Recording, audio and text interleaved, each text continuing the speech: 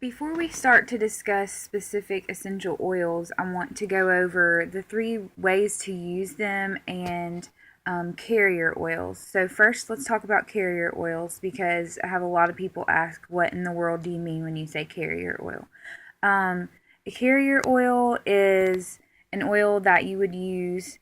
For instance, I personally use coconut oil or olive oil a lot. And the olive oil would just be the same thing that you cook with in the kitchen, nothing special. Um, but it's used to, a lot of people say dilute, and it's okay to say that, but I want you to understand that you're not taking away from the powerfulness of the oil. You're just using the carrier oil to carry the essential oil further into your body and to disperse it. There are a few other explanations of why we use carrier oil on your graphic.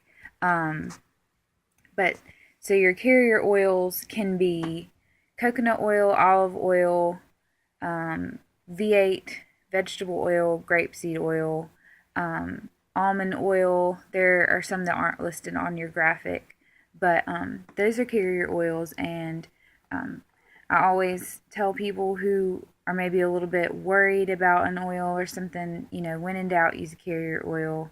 And if you ever feel that an oil is irritating your skin, always just add more carrier oil. Don't try to wash it away with water. That's not going to work. Use more carrier. So the three ways to use your oils are topical application, diffusion or inhalation, and ingestion.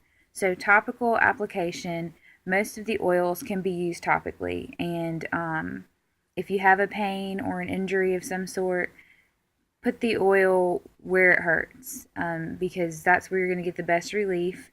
The oils are easily absorbed into the skin and then into the bloodstream, so your best bet is to put it directly where it hurts. Um, Obviously, you don't want to put it in your eye, or you should never put essential oils in your ears.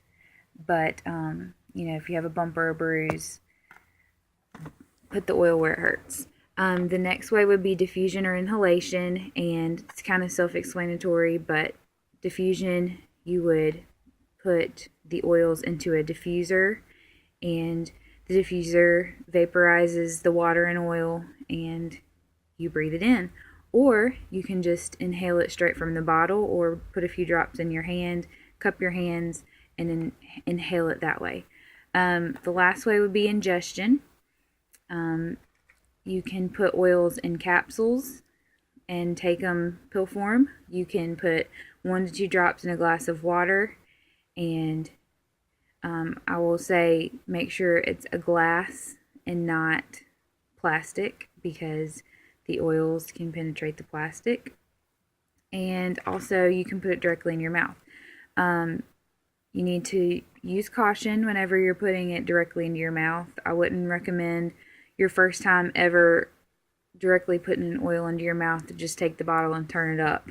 I would say put a drop in a spoon and see what it's going to do as far as if it's hot or spicy. And then once you get more familiar with it, of course, you know what you're doing. So just be careful when you're putting them directly in your mouth, because these oils are very strong and very powerful.